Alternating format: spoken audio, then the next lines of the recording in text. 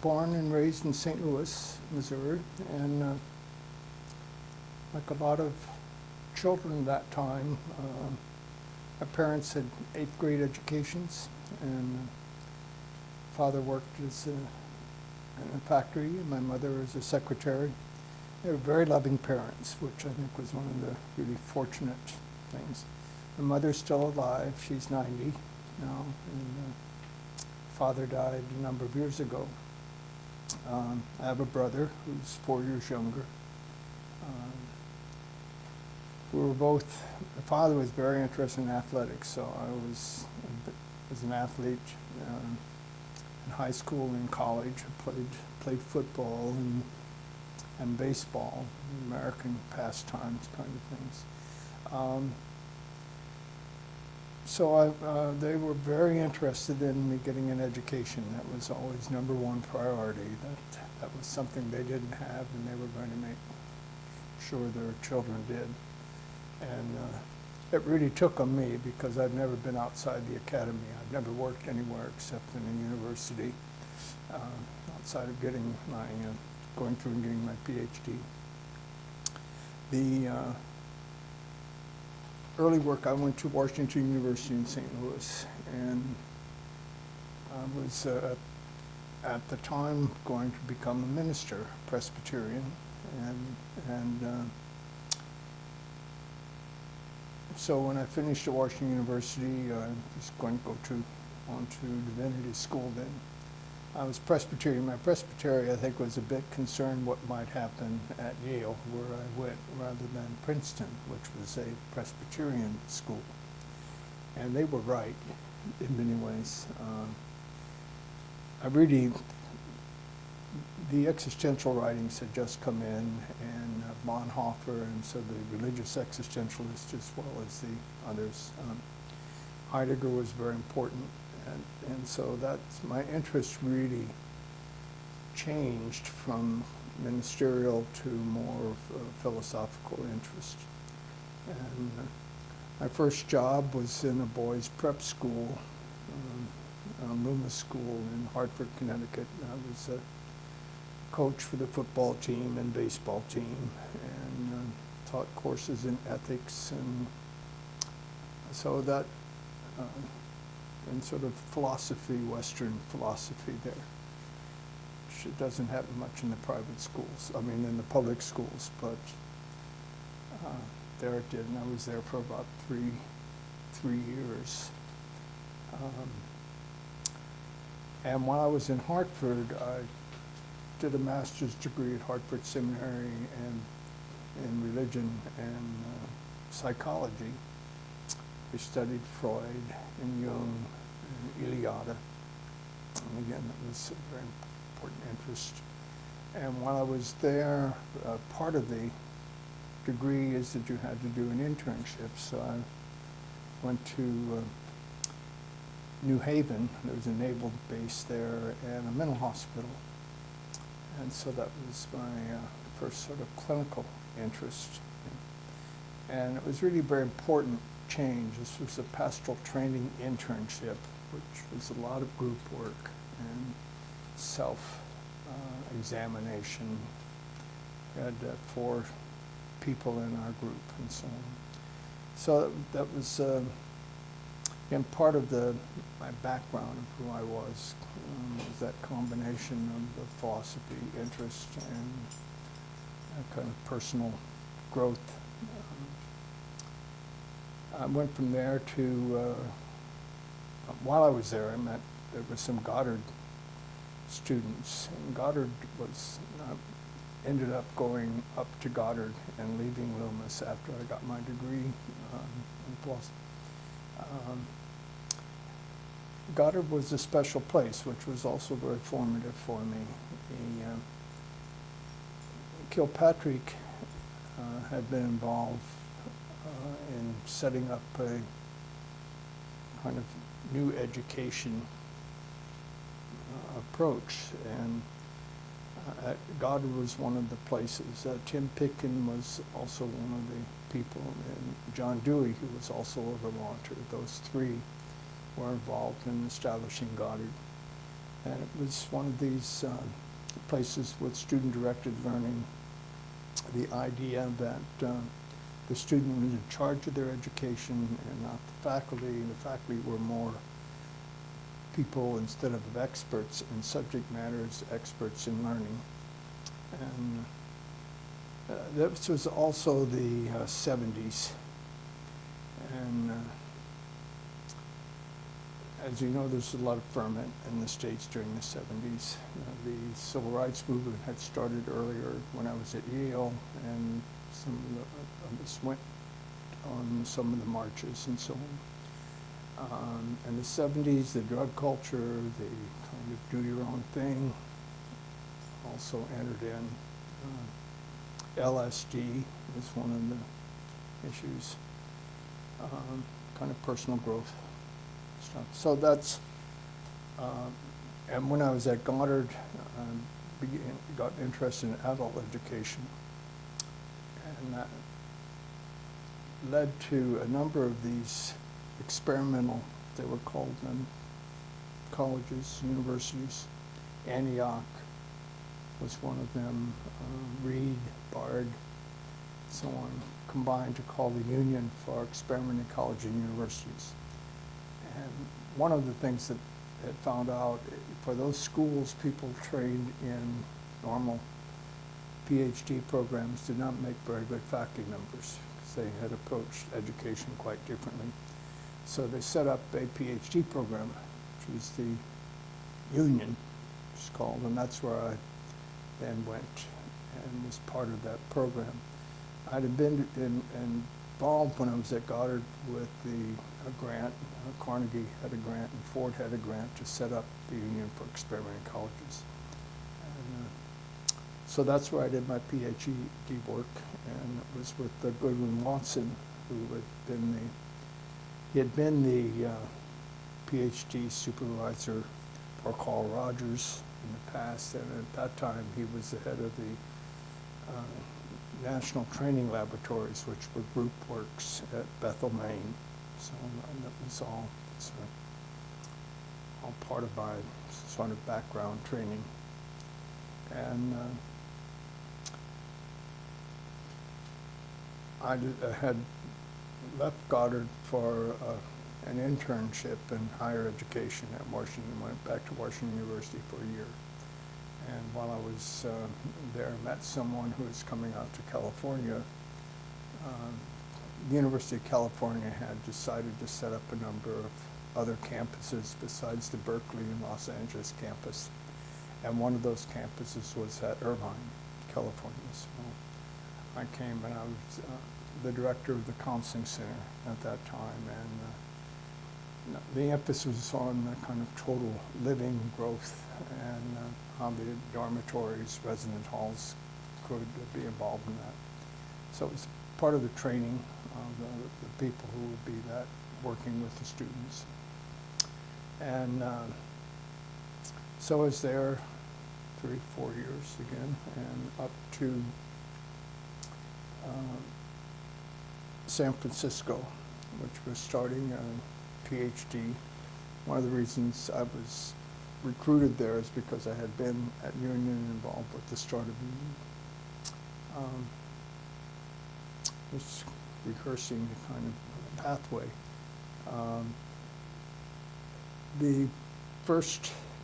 When I went up there, I was as the academic dean at that time to try to get the program accredited and so on. And the person who had been started it, Tom Hanna, then was left and this program, and I became president, and we changed the name to Saybrook Institute, I was president there for about 12 years. And a lot of my work in qualitative research began there. We started a journal called Methods for Qualitative Research. One of the ideas was to try to attract people who were at that time at the beginning of qualitative research having some impact. And while I was there, I wrote my book on methodology for the human sciences, which was basically saying the human sciences and working with people needed to involve language rather than primarily numbers. And so my own, I guess, research, writing, reading in that time really focused more on that. Andy Georgie, who was an important person in my life, I had studied his work in phenomenological research at Duquesne, and he came out and joined the Saybrook faculty. So we were beginning to put together some of that. I was there about 12 years, and then went down to Cal State Fullerton. While I was there, some people at USC who knew my work and were interested in having some qualitative training brought me to USC, and so I've stayed there for 20 years. And it's a program in counseling psychology, and so we were basically training therapists, and they were doing dissertations, and we were able to get a number of them doing qualitative dissertations. And so I retired from there about 5 years ago. So I'm an emeritus professor at USC now. I got recalled a couple of times to teach courses in qualitative research because there weren't many people around who were able to do that. And in the last couple of years, I've been doing some work at Fielding Graduate University, it's called now. Fielding was one of these programs like Saybrook. In fact, we were started at the same time Saybrook had been started, and knew the founders of that group.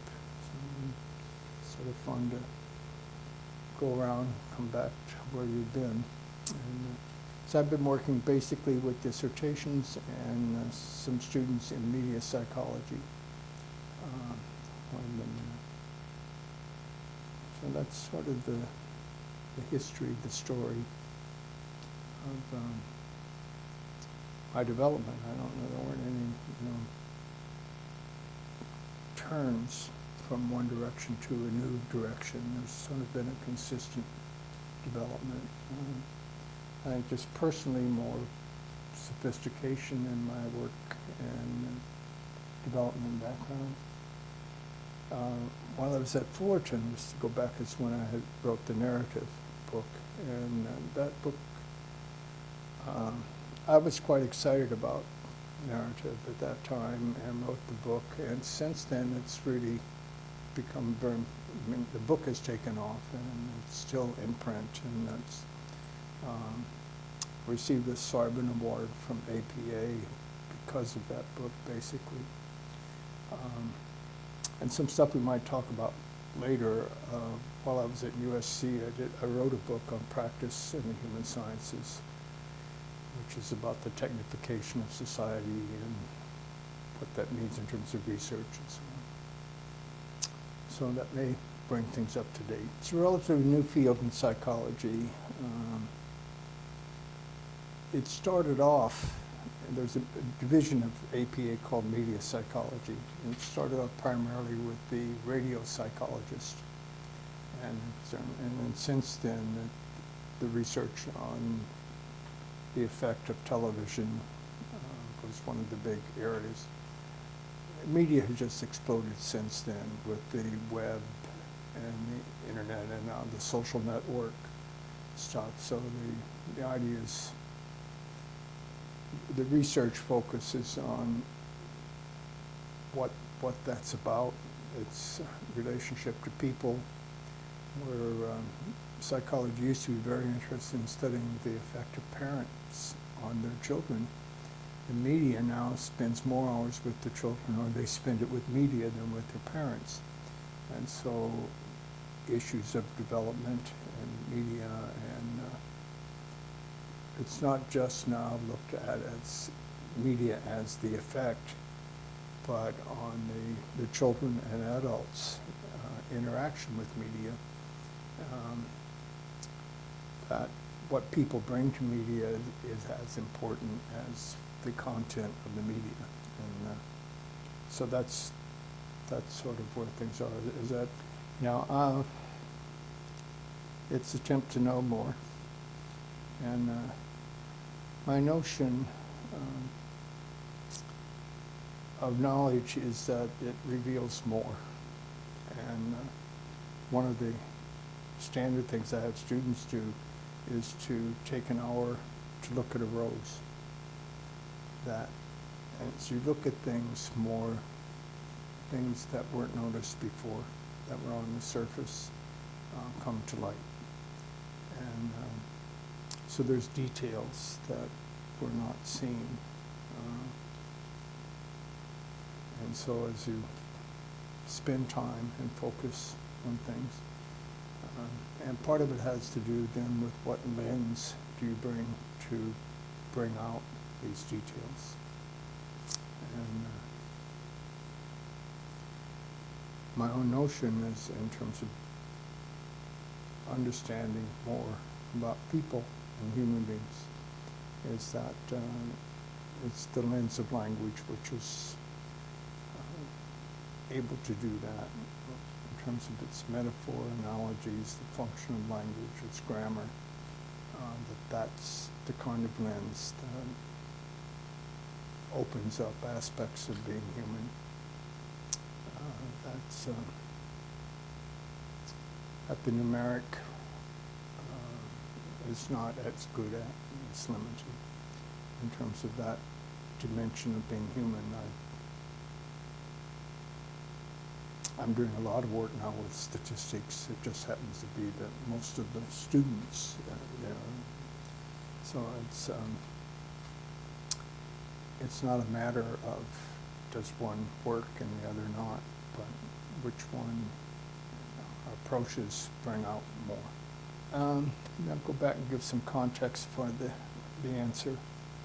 And I think this may deal with some of the questions that come up later, but one of the articles I wrote a couple years ago had to do with the second generation of qualitative research. And the idea is to place it in a historical context, which is part of the narrative notion that neither quantitative or qualitative are sort of handed down on high. They were historical developments. The importance in the 16th century, basically, of the transformation of research and authority. Prior to that, the authority was biblical. And we as a Western culture, have had as the authority primarily the biblical books. And we still do this in giving sermons. How do you know what you have to say in the sermon is correct? You cite the Bible as support for this. And the 16th century transformation from that to observation, and which brought about the scientific revolution and so on. That these are the development of some cognitive tools to be able to how you know more, understand things, which was extraordinary. For the human beings, it meant the balance between nature and humans changed. We now manage nature. We understand nature in ways we didn't before. There are a few things like earthquakes and weather, but we've done a great deal in terms of changing nature, which has brought about our present capacities, go to the moon, fly airplanes, our whole electronic revolution is all.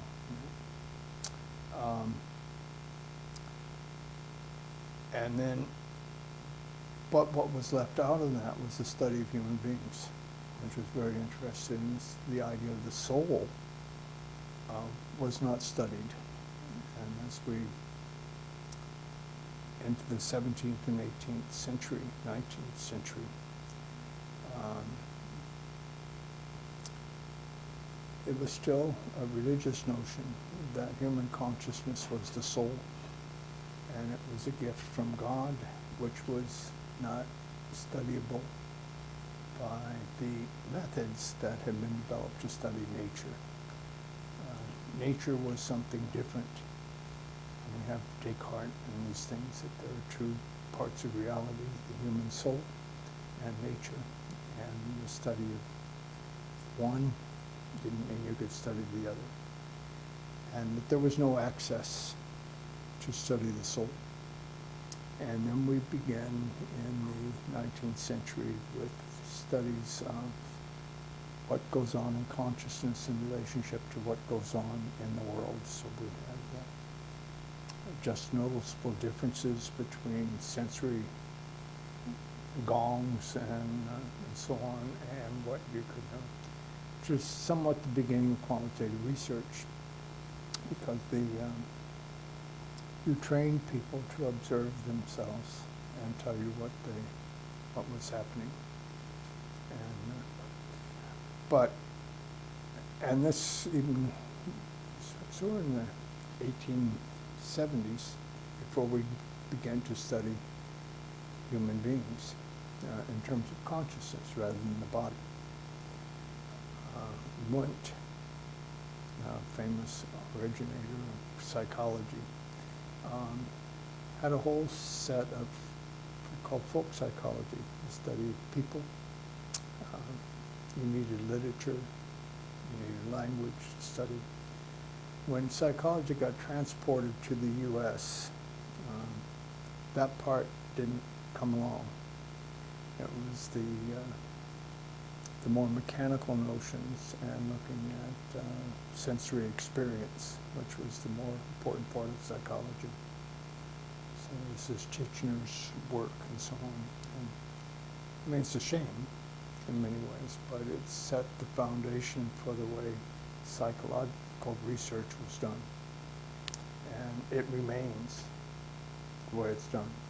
So when I work with students on their dissertations and their research, the articles that are looked at are the ones which approach things using physical science models.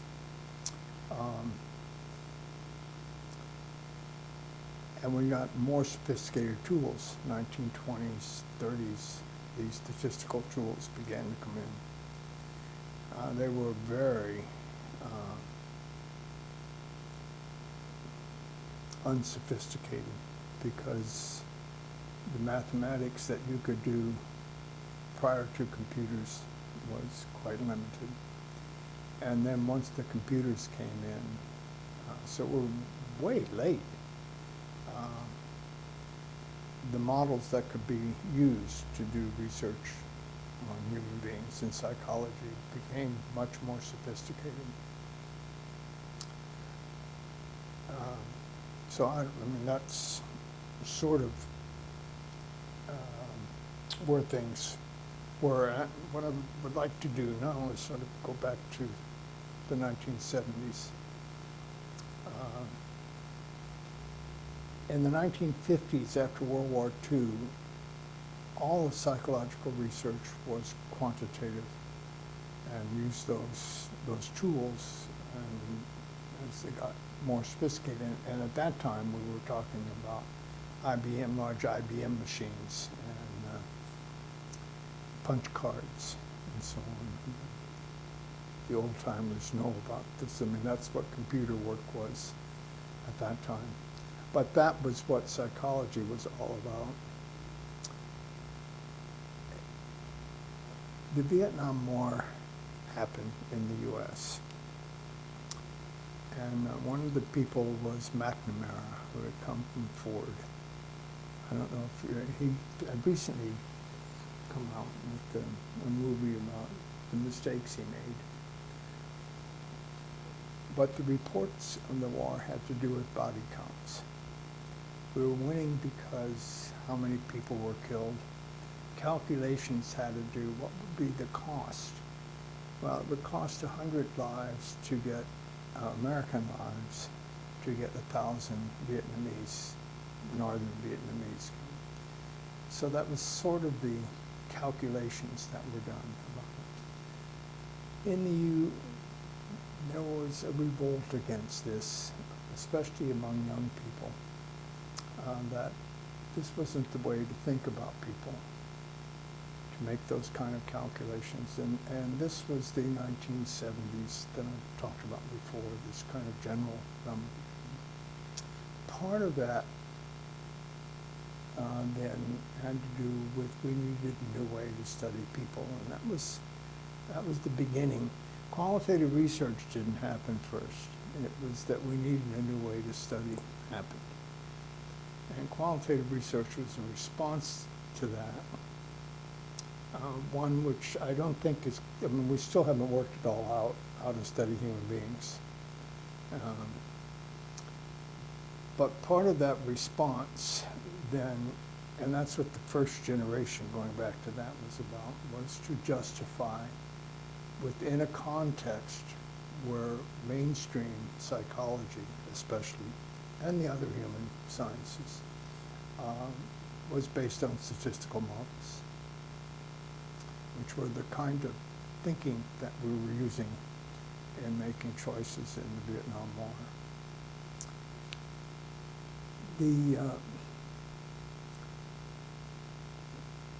The efforts during that first generation had to do with how do you do this? How do you teach students how to do this stuff? And we ended up with the first important legitimation, which was also the major problem, was the grounded theory approach with Glaser and Strauss at that time. This was at San Francisco University of California Medical School. These were sociologists primarily, and someone who'd done studying in France in the humanities, Glaser. It gave legitimation. If a real person in a university who was a professor could do this, it was okay. Then things began to explode in terms of different people, different methods. Our textbooks would have 10 different ways of doing it. And again, a lot of this had to do with the whole point of teaching it. How do you teach to do it as if it were a thing? So my own approach is that it is not method-driven at all. There isn't a way to do it. And this gets very complicated because students really want to know, what do I need to do to get an A? Tell me the right way to do it, and I'll go ahead and do it. And it's somewhat like someone taking a course in poetry or in painting. You know, what steps? I need an A in this course. What do I have to do to get an A? To write a poem that would get an A.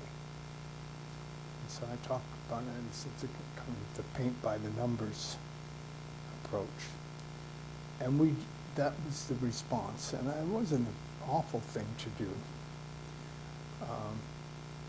But that's what the first generation was about, legitimizing and teaching. And the legitimizing had a lot to do with, well, it's not really that different than quantitative. We used a lot of the language. Data is a quantitative term. Sampling is a quantitative term. Analysis is really a quantitative term. We do more synthesis than analysis. So these were some of the things. I remember giving a talk at APA. And one of the things I was saying, look, this is what we're doing in qualitative is not at all what quantitative is about. And a couple people in the back who had quantitative backgrounds were saying, no, it has to be one science. And that we're really just doing it a little bit differently, focusing on something a little bit different. I thought it led us down a path, again, historically, which was not very helpful. And put us in a position where I don't think we did very good work.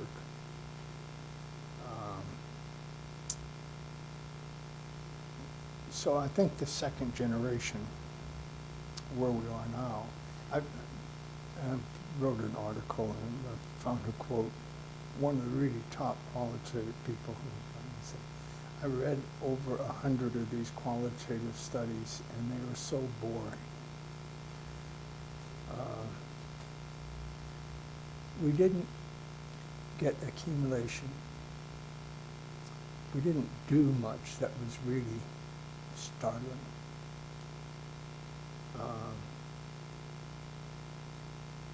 And so the philosophy and the idea that we needed to find a way to understand human beings differently than that I don't think we achieved.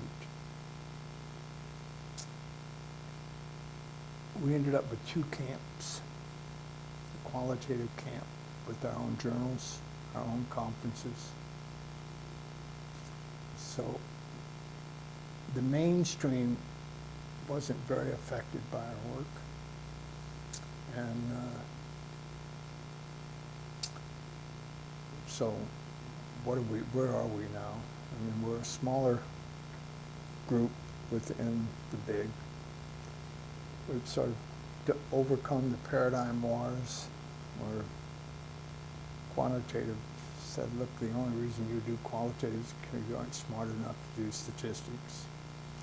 Qualitative people saying, but you really don't love people or care about them like we do. So I think there's a point. I mean, 30 years where we reached with all of these different approaches and methods with the idea, where I think it's a time to rethink what we're about and what we're doing. I think we need to abandon that there is a method. And the other thing that we found out, this is very tough stuff to do. It's highly skilled. It requires a conceptual sophistication, background of understanding, an aspect of working with ideas that's tough. And we haven't found ways to train people to reach that level where they could do really good work. So that's sort of the stuff I'm working on now. I've written a chapter in a book on competencies in psychology, which is competencies in qualitative research. That the capacity to do the kind of interviews that we're interested in requires training. It's skill development. And the analytic to do the analysis is very tough. And I don't think we know how to teach that yet. It is not counts. And there isn't the thematic work. To do it well is quite different than what we teach. So I think that's our task if we're going to do this stuff. And I think it's important work to do, but it's different. And it's not easy. I don't know if it could have been different in the first generation. The problem was, again, legitimacy. So we spent all our time saying, look, this is okay to do. And the second was the people who were doing it for the first time. They were mainly students. Almost everything we published was done by a student as part of their dissertation or something. It was not by experienced researchers. Even the writings, it was about it, a reference to the dissertation work of the writer on their first study. So we don't have a lot of people, and there isn't a lot of money to do it.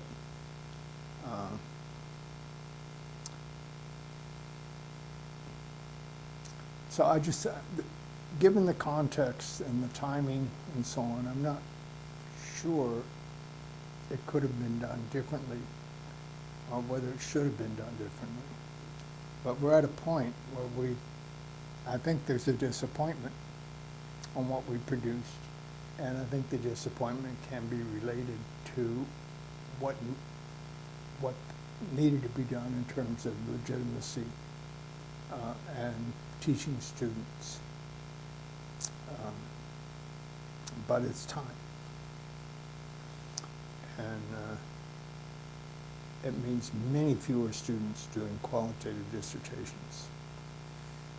The major problem in terms of the student work is getting place in the curriculum.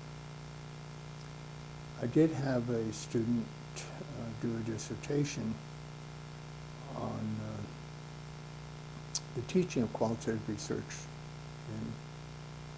in APA-approved programs. One of the first thing she found was all the material talked about had qualitative research mentioned in it. That's something that these programs do. And talking to the directors of the programs, they all thought this was worthwhile and good thing. But there was one program that had a course taught by someone, a faculty member in the program, a qualitative research course. And even that program, it was not part, it was extra. You had to take the 5 quantitative courses. And if you wanted to do something extra, you could take a qualitative course. One course, there was no advanced course we could find anywhere. The chapter I wrote on competencies, my recommendation was that you can have a single course, which is to tell people about qualitative research. But this is a highly skilled practice, and that doesn't give you the skill to do it. There would need to be a course in data gathering, and there would need to be a course in analysis to get ready to do any of this work. And it's not, those aren't around.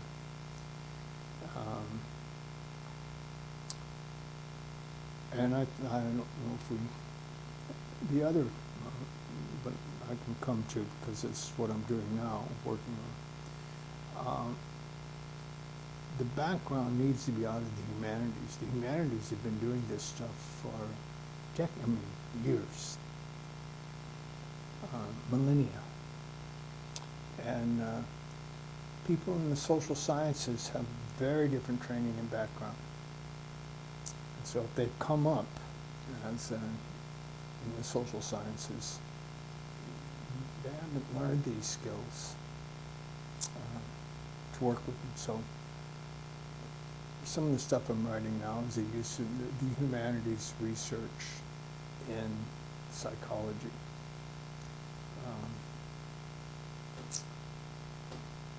And I think the qualitative people are mentally closer to that, but that is not something that they've gone to or used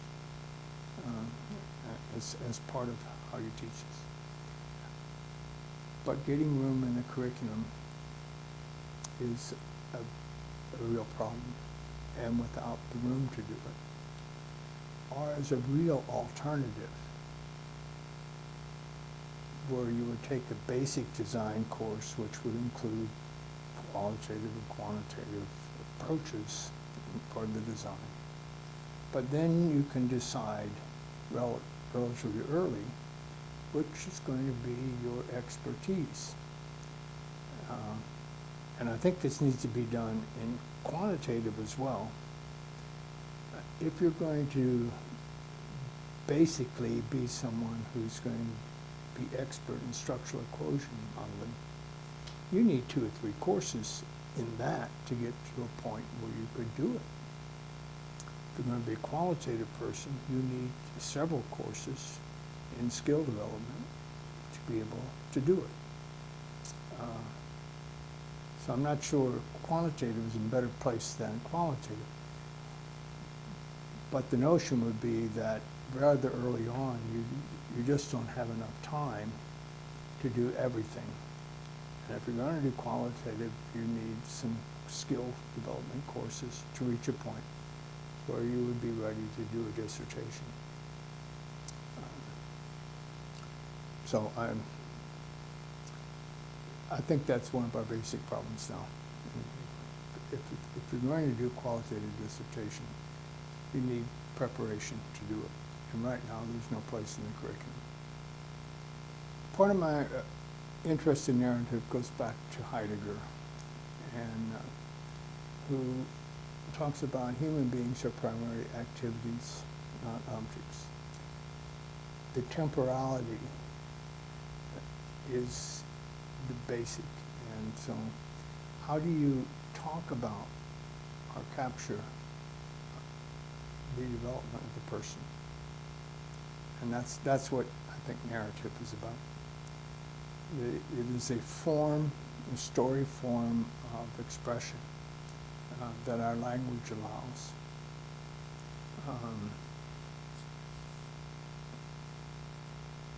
And our visuals now, motion pictures and so on allow. That is different. It's, Bruner talks about the paradigmatic and what we've done in qualitative research. We've talked about, we have 2 basic models. The primary model is thematic organization, and that when you analyze data, you analyze it in terms of the themes that are there. But that's paradigmatic, and I don't have any basic problem with it. It's just, I think it misses the essential aspect of being human, which is how things change over time and how they're collected over time. That we have sedimentation of all of our experiences, our memories, and so on. And that we are activities rather than something you could see even.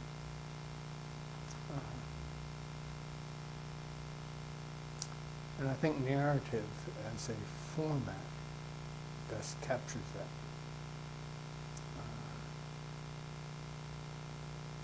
So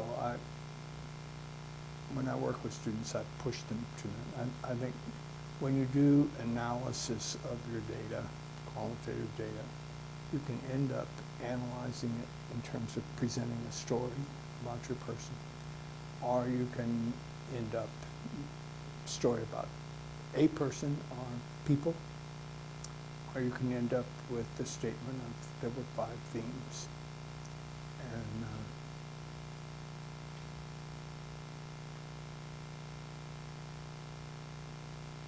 that's not as interesting to me, but I don't have much of a problem with it. So I see it as not, one of the problems with narrative talking about is the term. It, at one level, it means anything that the person says. If they give a description, that's their narrative. The more specialized meaning, which I'm interested in, is a particular kind of talk. A talk which is about movement through time, the storied form.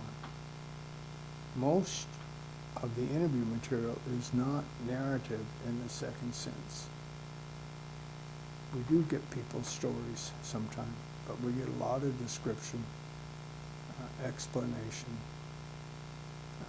other kinds of statements. I'm more interested in narrative as the outcome of an analysis of the data, what people say, and they may give us descriptions, exclamations, stories, whatever.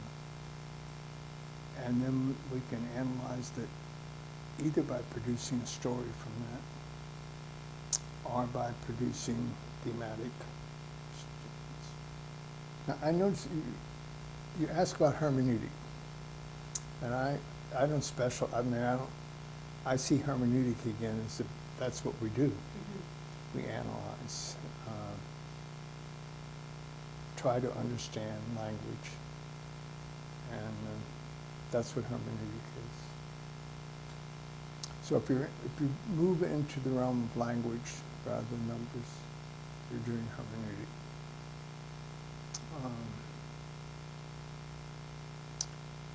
And historically, it was the language of the Bible. And what was there, what was it about, understanding, so on. So I just, I don't see hermeneutic or take hermeneutic as a particular kind of qualitative research. My own approach to it is qualitative research is hermeneutic. It's attempts at understanding. So, in the sense that,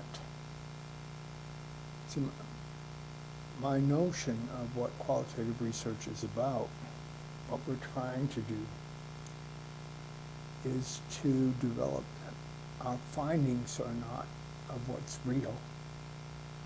Our findings are a way of seeing, and this is the postmodern aspect of it, that we create lenses,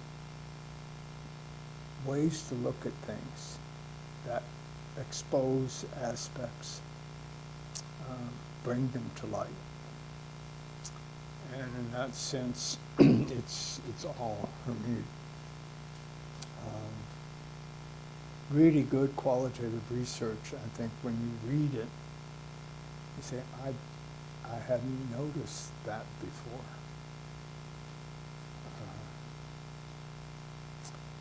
And it's akin to humanities work, where what you're trying to do is to expose aspects of the story or of the writing that isn't right there on the surface, isn't obvious. It's beyond the conceptual framework, into that term, that I've used to understand.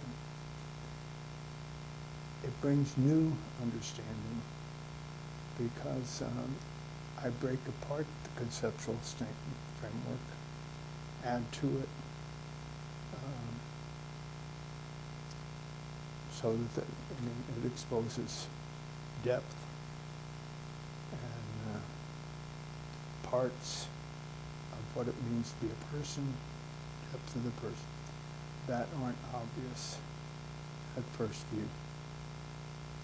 And if I don't see something new, I don't think the findings are very worth it. And that means, why would I basically be interested?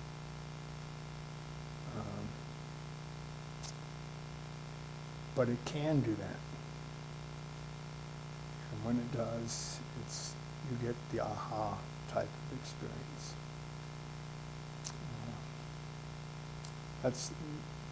That's what when I'm talking about what is knowledge or what is research, I think quantitative research can do that too, when it's good.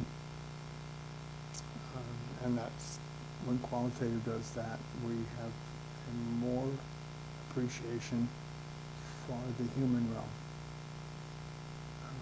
aspects of it than we had noticed before. The primary limit on qualitative research is there isn't a place to prepare them in the academy. The handbook of qualitative research Denson's, and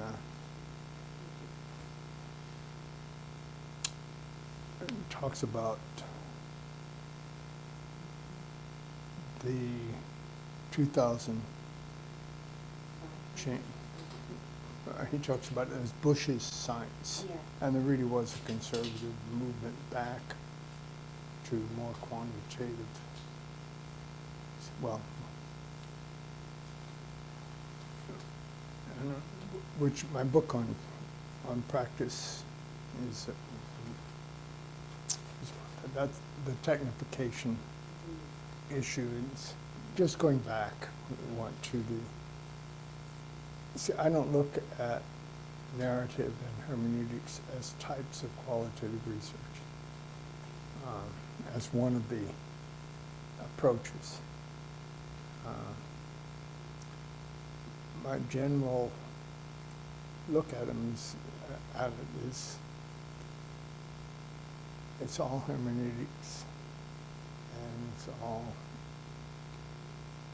narrative in a sense. So you can pull these out as thematic and what kind of outcome you're looking at. Wanting in a qualitative study, are you wanting a narrative outlook? Findings in narrative form, or do you want them in thematic form? My personal notion is that the output findings in narrative form are more helpful for the exposure.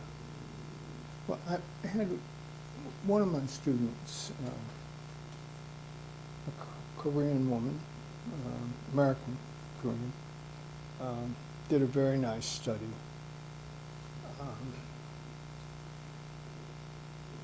That I would call a narrative study. Basically, these were the life stories of 3 women, of Korean American women. So,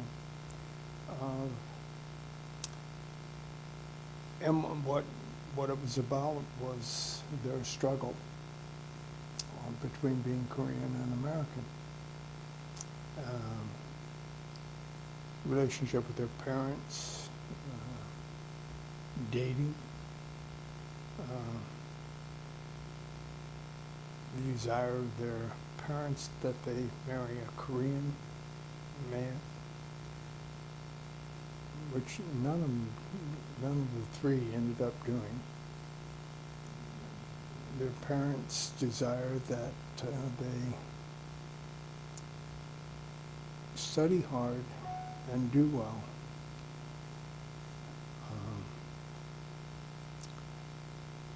And they were all successful. And then 2 of them sort of said, I did what my parents wanted. Now I can stop.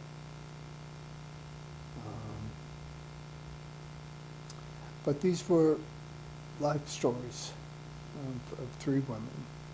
And it gave much more of a feel, I think, for the kind of struggle to be, I don't think there was any who I am, but the wanting to be responsible to their parents, to their mother,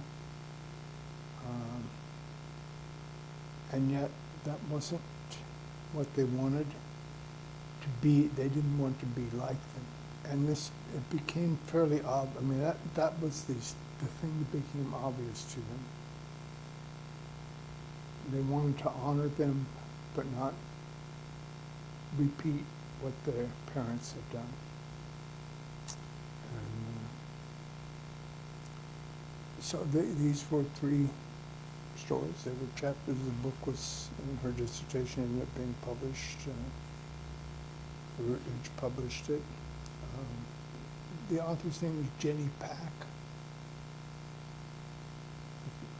I can get the name, but I think it was Korean American Lives, something like that. The technification, there had been a space in the society for non-technification of people.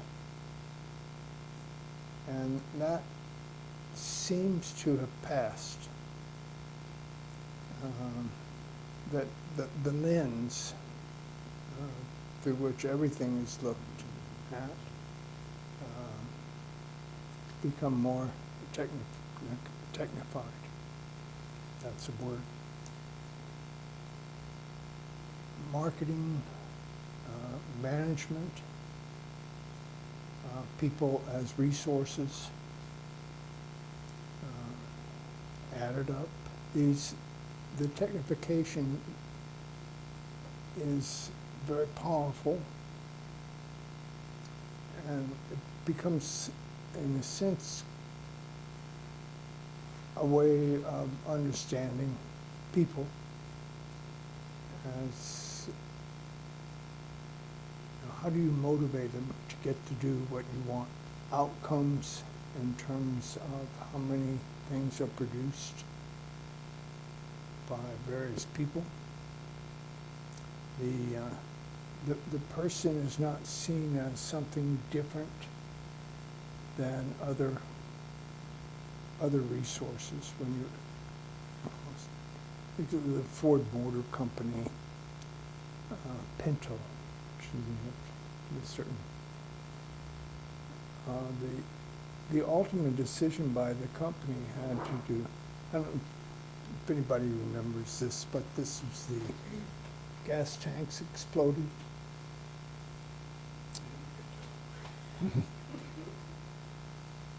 And the company records came out fairly recently of how the decision points that were made. And the decision, how much would it cost if we were sued, or when we were sued by various people who were burned from, how much does that cost as opposed to how much would it cost us to recall all of these cars and change the tanks, the gas tanks in the cars. And the Ford Motor Company decided that it would cost more to recall and change the gas tanks than to deal with the lawsuits.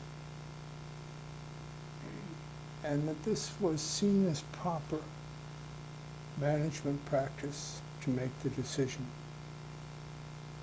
And that's what technification means to me. It wasn't an evil thing. I mean, that's where we are. That's how you make these decisions. So it's just, I mean, that was the example. The example is not that it was done, but that it was all right. I don't know, I mean, the idea, I'm not sure we obviously can go back. Can we get through to a different place? I hope so, but I don't know. I mean, where we are historically, I think we're in that place now. And it has its advantages in terms of production and political choices. They seem within a value system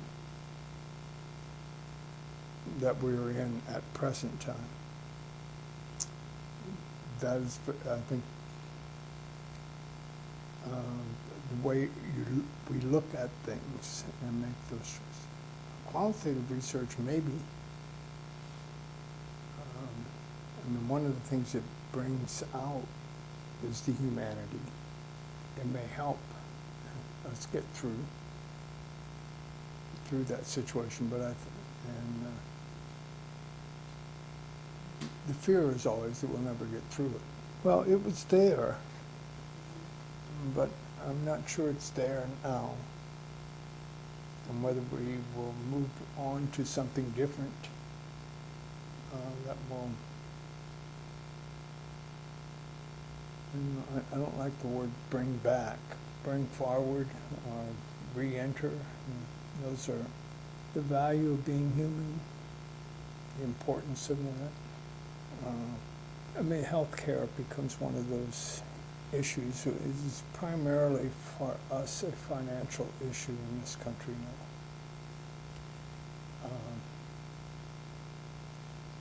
Even when I first came to California, it was against the law to have a healthcare company that made money. They had to be nonprofit. So hospitals, for instance, were run community organization, the community hospitals, the religious centers, but they had to be nonprofit. We then allowed for-profit hospitals and medical centers. Physicians got together and made for-profit hospitals. They could refer their own patients and so on. I think it would be nice to go back to nonprofit hospital. The basic things, the training aspects and skill development. I think we need to be more serious about it if we want to really do it. I don't know if I have any, well, just the development of the competencies and the skills to do it. I think that's our primary issue and problem. Yeah, I have a chapter in one of the publishers. Is a 3-volume set on competencies in psychology, competence in qualitative research. The other, I'm doing 2 things now in my own writing and work. One is much more emphasis in work in semiotics, which is the nature of meaning and how meaning gets created. Some of this comes out of my interest in work in media psychology now. Language is one of the aspects of semiology. How words don't mean. Words point to meanings. Meanings then become this indirect mental realm, which we've sort of left out of a lot of stuff. So that's, I'm doing some work, I'm doing a course now in that. And then the other area of interest is the relationship with the humanities, how qualitative research can draw on what the humanities have learned about teaching humanities. And I'm beginning to understand qualitative research is much more like the humanities than the social sciences. On the other hand, the humanities have been downgraded in the universities, which is part of the technification aspect as well.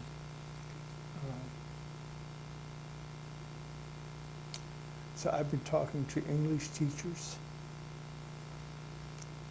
and historians. I ask them, how do you teach how you write about literature? And they said there are very few books about this. They basically teach it by example. But we used to teach anthropology, and there weren't any books on anthropology doing it. You went with someone. You had an expert or a professor, and you just studied what they did. I don't think we can do that now. But there are a couple of books that have been written, and so that's the stuff I'm working on now. The semiotics is very important to me now. I think it's very basic to understanding how media works, and the significance of media in society now. It's become more central in communication and in formation of who we are.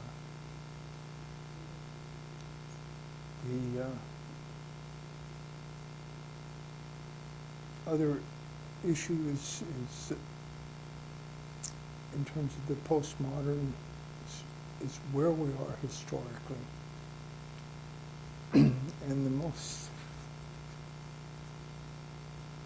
difficult thing in teaching students is for them to understand they are in a historical situation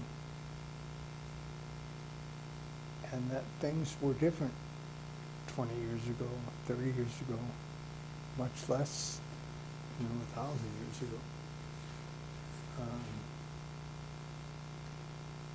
And it's why I think the position, the postmodern position, is so important, because it is historically focused.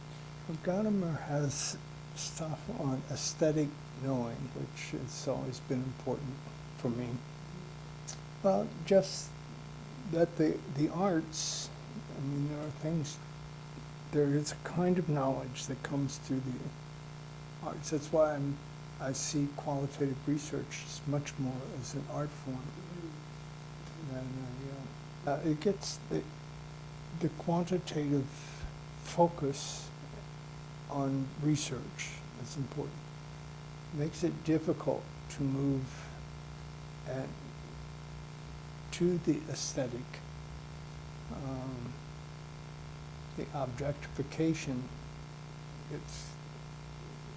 it's complicated because you're moving really out of that. And one of the issues that he's talked about is what gets accepted as a dissertation.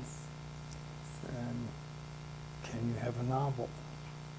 And can it be an aesthetic statement rather than more logical, formal statement?